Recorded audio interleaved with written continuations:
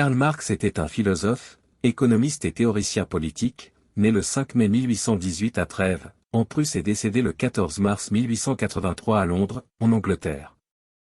Il est surtout connu pour ses idées révolutionnaires qui ont profondément influencé la pensée politique et sociale moderne.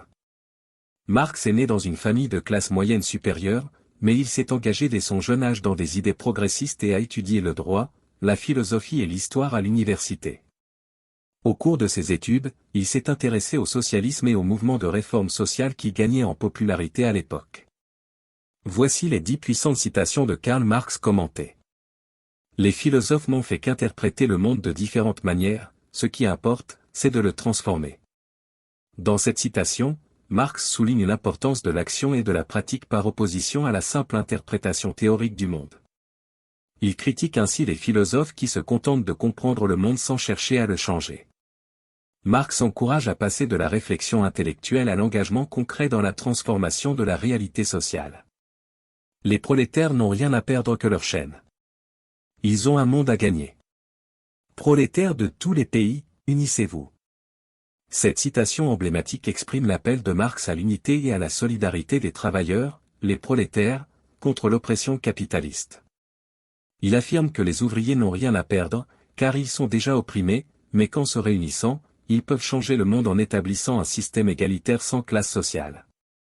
Le capitalisme porte en lui la guerre, comme la nuée porte l'orage. Marx considère que la compétition et la recherche du profit inhérente au capitalisme conduisent inévitablement à des conflits et des guerres, tout comme une nuée se transforme en orage.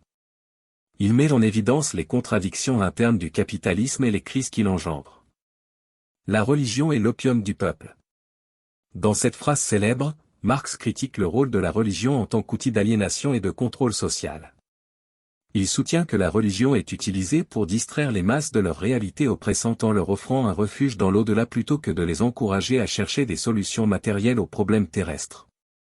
Le mode de production de la vie matérielle conditionne le processus de la vie sociale, politique et intellectuelle en général. Marx met en avant le matérialisme historique dans cette citation.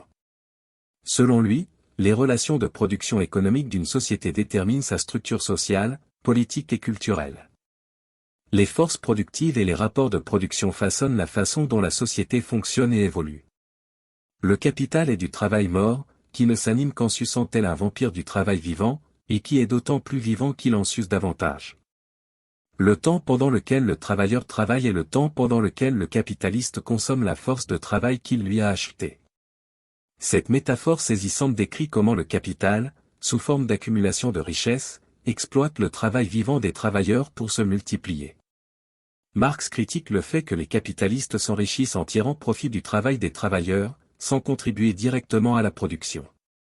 La théorie de la communauté, communisme, est le mouvement réel qui abolit l'état actuel des choses.